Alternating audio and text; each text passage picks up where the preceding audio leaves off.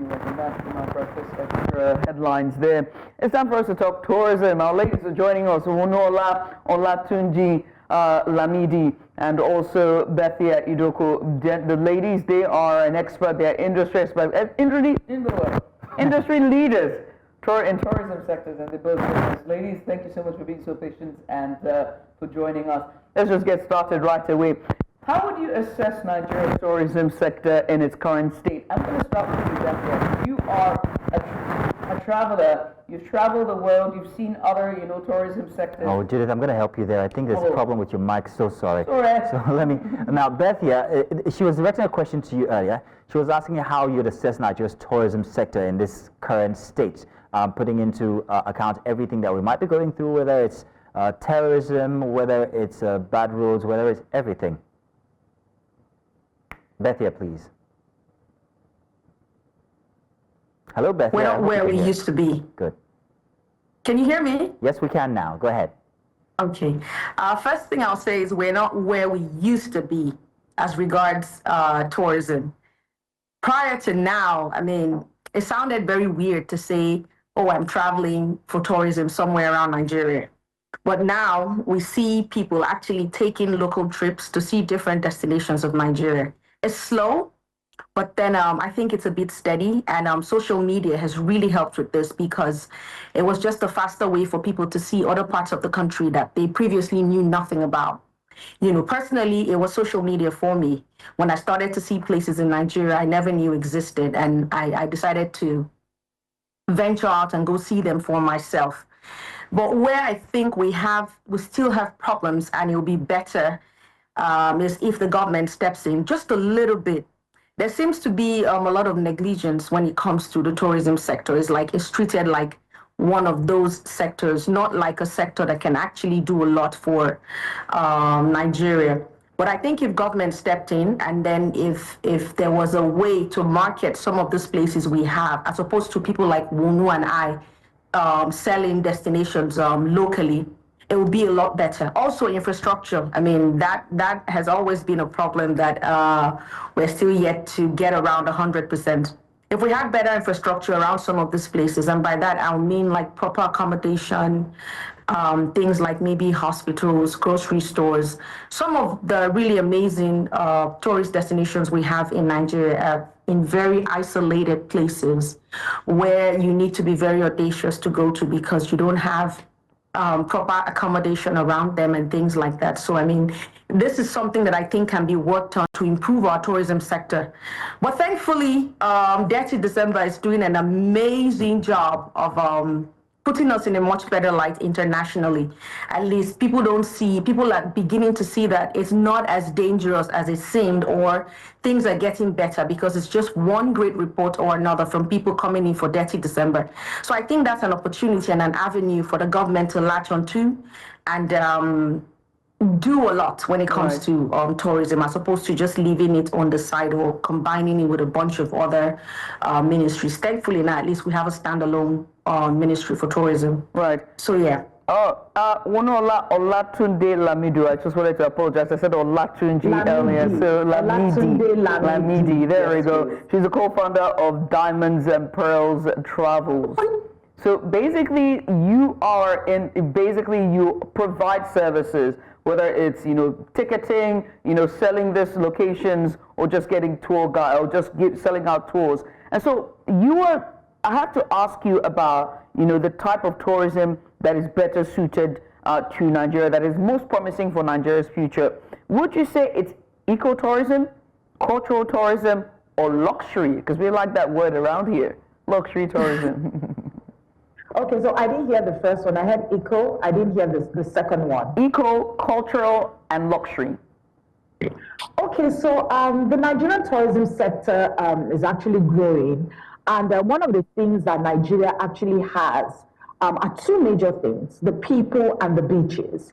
Now, when I say the people, it's the people that drive the culture, and currently that is what is selling in the Nigerian tourism ecosystem. It's our culture, and under our culture, I'll divide it into our music, our fashion, our food. It brings a lot of people from outside Nigeria into Nigeria to experience these things. And these are actually currently our greatest exports. And you see a lot of countries, requesting for more Nigerian music, our fashion, and our food. So right now, what we're actually really concentrating on is our cultural tourism. Now, under ecotourism, we need to do much more. We need to do more preservation of the trees. We need to make sure our beaches are clean. We're not doing a lot with that. And there's actually a lot of tourism around the beaches in Nigeria. You all see what Landmark did with the beach in Lagos. You're seeing what the Legoshi Beach is doing, where we're having so many beach clubs and lounges. Now, Nigerians like enjoyment. And anything that has to do with that is where you see Nigerians veering to, and that's what the beaches bring. Another thing that Nigerians like, we like good food. We like luxury, to be honest. We like to go into a hotel, and the hotel is looking nice and looking clean, and has this luxury vibes.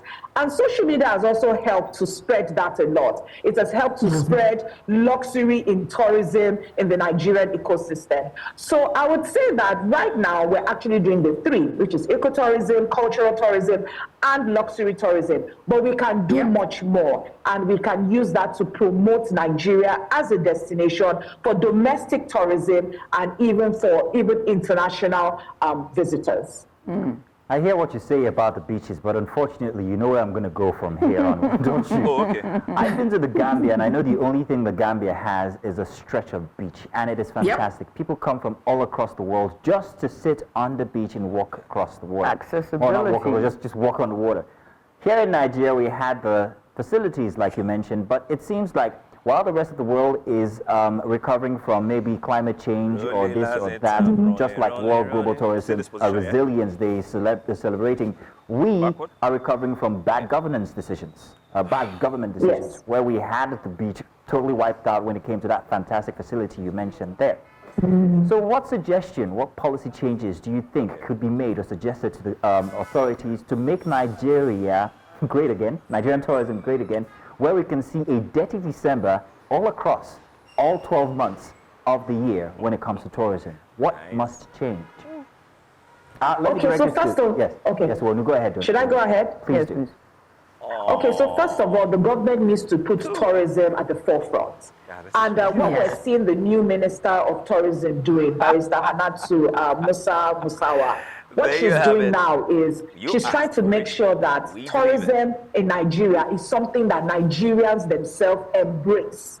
So that's number one. Number two, we're seeing a lot of states like Akwa Ibom, Lagos State, Cross River, really pushing tourism within Nigeria so that Nigerians themselves can experience it and even bring outsiders. So government has to put it at the forefront. That's number one. Number two, we need to increase security. People don't really, can't really move around from state to state without having it at the back of their mind that, hey, something is going to happen to me, or Boko Haram and all that. Security needs to be at the forefront. Another thing is accessibility, creating good roads so that people can travel easily and travel safely. Another problem we have in Nigeria is proper maintenance. We don't maintain things properly. And that's why you see that at a particular time, one place is trending, and before you know it is dilapidated. A lot of all these tourism sites, when you go there, you see that it's like a shanty area. You don't have proper water, you don't have proper toilet facilities. So you actually see a lot of dirt and, defecation around the place. And it will encourage people to go there. So we need to get the locals involved in tourism. You need to get the locals to own tourism. Let the locals know that this place is for us, Rock is for us. This Badagry, Leave it.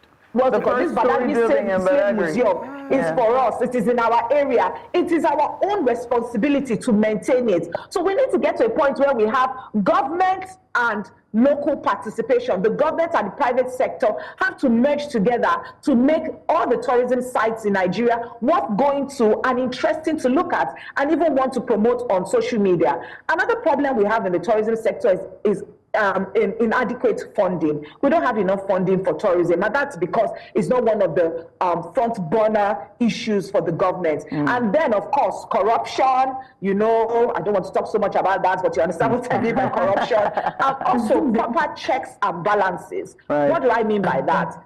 Cross-checking tourism sites, making sure they're okay, good for use, rating hotels properly. Not a hotel will say they are 4-star. When you get there, it's a 2-star with mosquitoes, no net, and the tiles and the bathroom are just looking awful. So there's so much that we can do, and I believe that we have started. It's slow, but it can be done. It's slow, but it can be done indeed. I mean, Nigerians already have a lackadaisical attitude when it comes to our infrastructure. We saw the vandalism that happened in Abuja, that those vandalists had to be arraigned when they vandalized, pipelines and electricity cables. The list is endless. But Bethia, let me come to you, right? The industry, the travel industry is evolving, and what that means more tourists want to opt for very personalized experiences, whether it's a boat cruise, or family thing or couples thing. There are people that are opting for more, a safari view, they want to do more of that.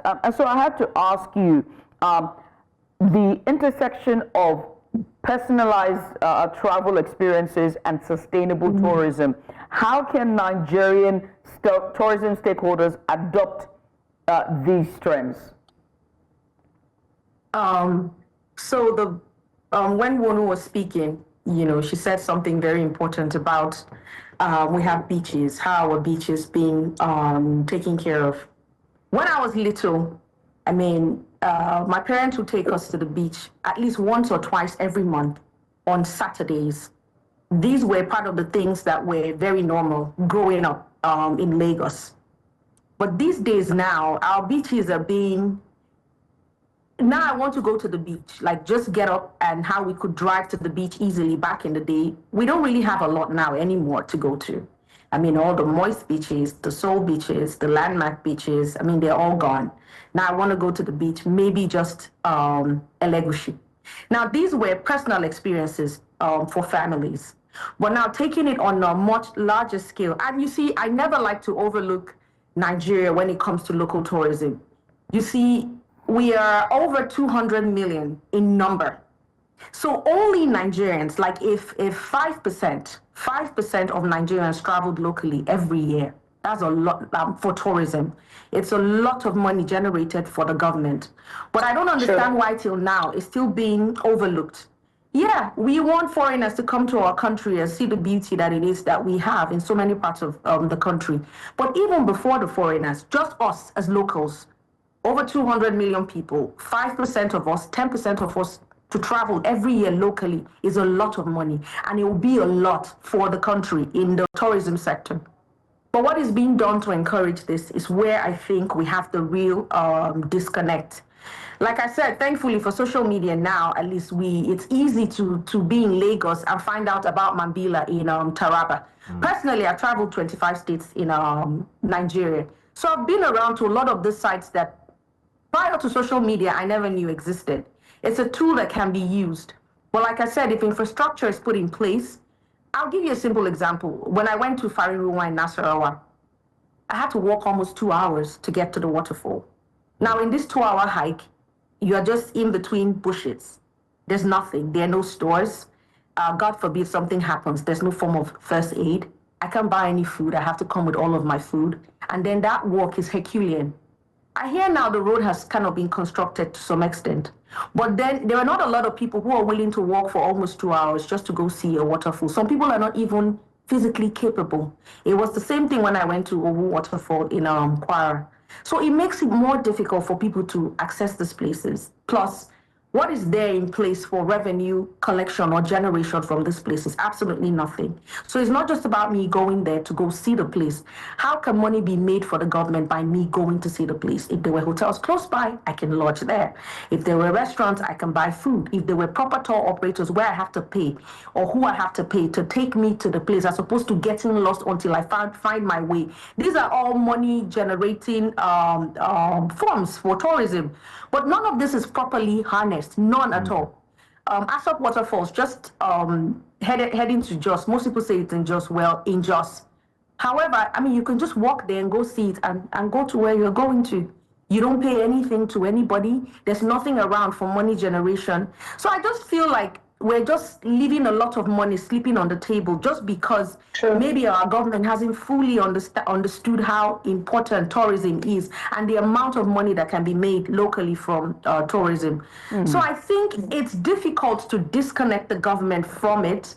But then at the same time, what we can do on our own, slowly, like Wonu said, it's slow, but it's working. However, if we had more help from the government, if the government was more included in this sector, and by that I mean by what they are doing, I think we would have gotten further than we are now. But then, like I keep saying also, I'm so grateful for Dirty December. Like, I just think it's one of the best things that has happened to the image of Nigeria, Ladies, globally. You all like Dirty December a bit too much, including my co-host here, Judith. This Dirty December thing is too much. Let me add one more location to that list you reeled out there, Bethia. Gurara Waterfalls. Such a shame. Beautiful place. Amazing. Nothing between Abuja and that place. It's unfortunate. But I want to give you an assignment now.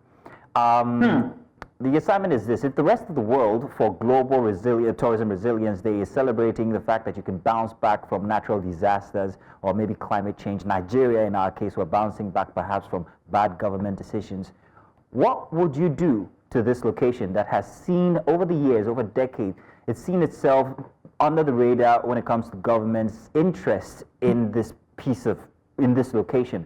And I'm talking about Makoko. Because it seems that people want to experience what this place, this Venice of Africa is, but the government doesn't seem to understand the potential that lie therein. Do they? Because Because it's poverty porn.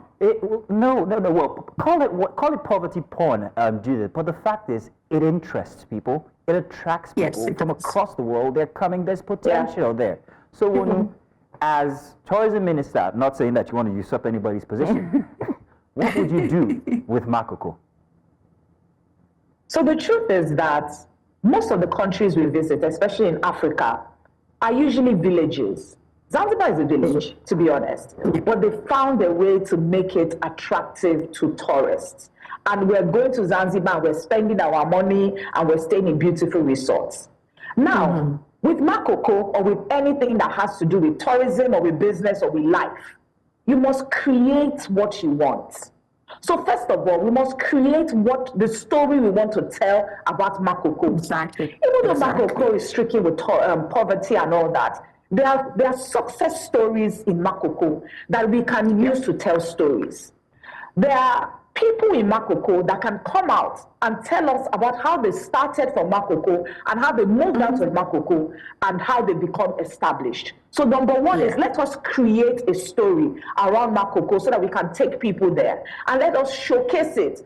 Makoko is mainly, water and people living on water, selling wares, selling food on water. There are things that people want to experience. But you see, when people talk about Makoko, it's always, in a bad way. But there can always be good coming out of every destination. There can always be good coming out of anything. So for Makoko, we need to create a story.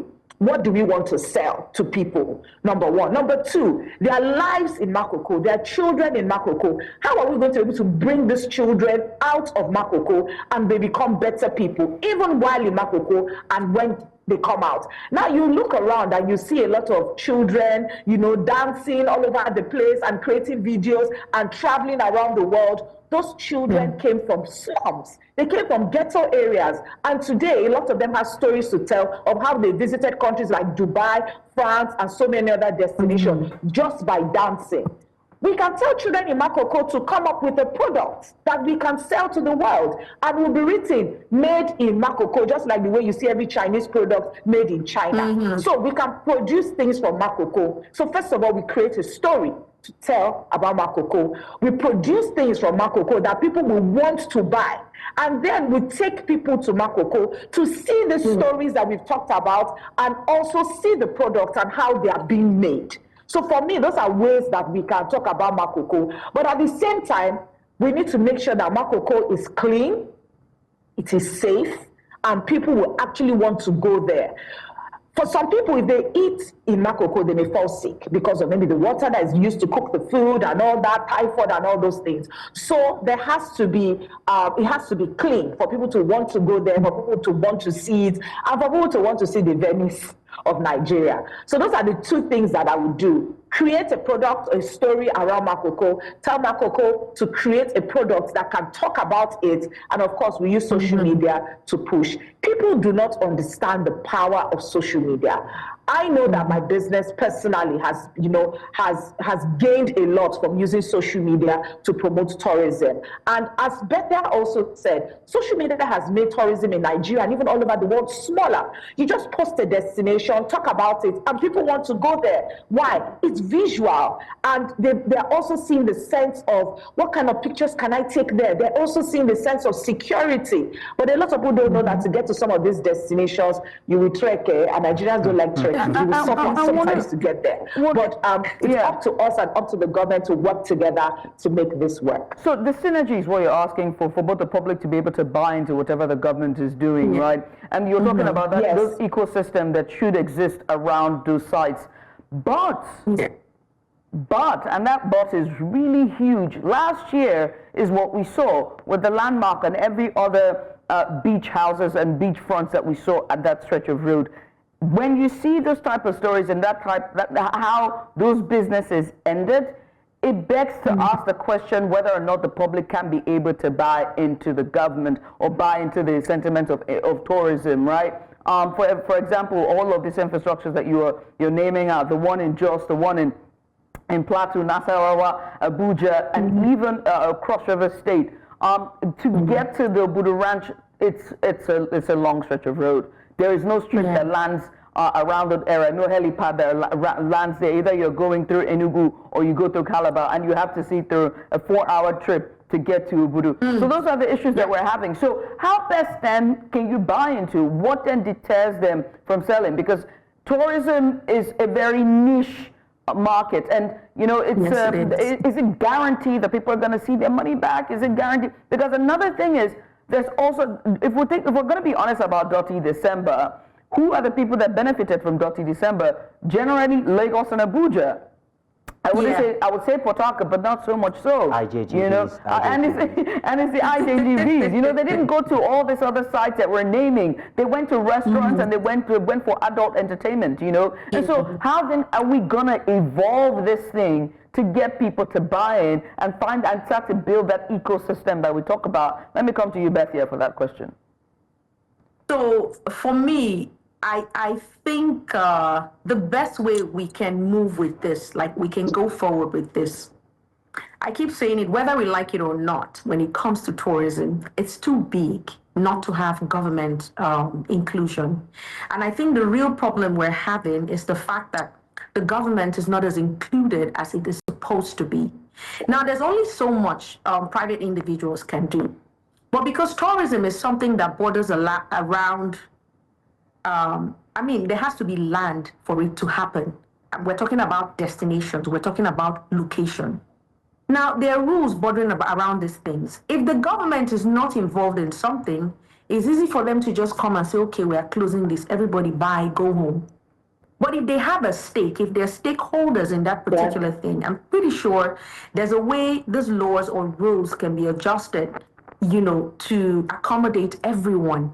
So the real problem is the disconnect. It will seem like it's the private sector trying to do more for tourism as opposed to the government. So there's hardly any synergy. If there's a synergy, I promise you, I think a lot of these laws being made, they will be kinder or milder, with them. But when it's like you don't have a stake in it, you are not particularly concerned, and it's not even an area that is the biggest thing for you in Nigeria, it's easy to just put it down. Like what happened with Landmark. There's a lot of technicalities around it that I probably don't even understand 100%, but I do know that if the government had a stake in Landmark, it would not have gone down the way that it went down. But yeah, they did, because they created jobs and they paid their tax to the T. So they did. Yeah. Go ahead. So for me, there has to be a synergy. There's only so much that we can do as private individuals for tourism. Tourism tourism, at the end of the day, it's a national thing. It's not a personal thing. Right. The government cannot be so disconnected from it, which is the real problem that we have. There has to be government inclusion. There has to be synergy with this. That's the only way I see this going forward. And with what happened with Landmark, needless to say, a lot of people are going to be afraid to stake their money, because it's like, how do we know I don't do this, and at the end of the day, my money goes down the drain? But if it's the government that is involved, it's easier for you to say, okay, the government is involved. I feel more comfortable with this one way or another. The government, they have a stake as well. Their money is inside here. They have interest here. So for me, that synergy that is lacking is where we have the problem. As regards this dirty December, for me, when everywhere is dark and then there's just that ray of sunshine, for me, that's what dirty December represents. And like you rightly stated, dirty December can go past Lagos or Abuja. When I saw the figures for what dirty December brought into Lagos, it was almost unbelievable. For what? 1 month? Now imagine that we can replicate that in more states. And now, at least, like I said earlier, it's demystifying the whole if you come to Nigeria, you will die kind of thing, because all the news that people took back from Dirty December was how amazing, how they had so much fun. People are already buying their tickets against 2026. I had family members who live abroad come to Nigeria for this last Dirty December. And they were so blown away. My niece actually told her mom that for her vacation in May, as opposed to going to Japan, which was already pre-planned, she wants to come back to Nigeria. This is somebody who was born abroad, lived all her life abroad, but then just coming back to Nigeria and experiencing our Nigerianness. It was so much for her, she wants to come back in May. And this is the case for so many other people. So I think this is something the government should capitalize on and not sleep on, to open up this country. We have places in Nigeria. Like if you see some destinations here, it's almost unbelievable. We have crystal clear waters. We have warm springs. If you go to Obudu, it's almost like you are in Hawaii. That's how beautiful that place is. But then again, maintenance of the lodge and the cabin that is there, we also need the government. It hasn't worked privately yet. It hasn't. Well, ladies, it's been very exciting having this conversation with you. Both So of I you. just want to quickly add to what Bethia said. Real quick. time. Okay, so the truth is that when people see the benefits in doing something, they will continue to do it. Dirty December has actually opened it's like the light bulb moment for the government, and they're seeing that there's actually money to be made in tourism. But first of all, we have to make the government understand how does it benefit the government and the country. Remember, they will also charge taxes to travel companies, to hotels and all that. So taxes is one thing that they're going to gain from tourism. So government needs to understand what is the benefit. And I also advise that anybody that wants to do tourism business in Nigeria should have an insurance. Like what Landmark did, I hope they really had an insurance company that was able to cover all their losses. We need to have insurance. But at the end of the day, people always want to see you start something. They want to see it go well and be successful before you get their buy-in. And I think that is what the private sector needs to do to push tourism properly, so that the government can understand that this is a money-making venture. There's money in tourism, and a lot of countries rely on it. So we need to do the same. Ladies, we must say thank you. I think that's the reason why with the new move with Landmark, when they're moving to do the other beachfront and the other state, you can see now that's now more of a consortium, so to speak. What's that term? Concession. There we go, between the state governments. But thanks, ladies. Mazina. Ladies, thank you very much. We'll see you again another time when we talk tourism. Now, we have a very interesting topic coming. Well, perhaps maybe we should get right into it. Maybe we should. Now, very interestingly, this week saw a very interesting turn of events for Nigerian celebrity Two-Face. In recent years, Nigeria has witnessed also a notable increase in divorce rate, which is the subject within, surrounding Two-Face Idibia and Annie. According to a report by Divorce.com, the country's divorce rate reached 2.9% in 2023. That's very low. Yeah, well, translating to 1.8 divorce per 1,000 people. This places Nigeria 11th among countries with the highest divorce rates globally. Experts attribute this rise to factors such as increased financial independence among women and a reduced societal stigma surrounding divorce.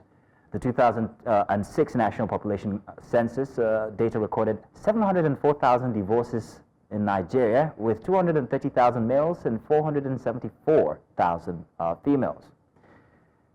Now, we're going to take a break now, and when we get back, we will be delving into this story. Do stay with us.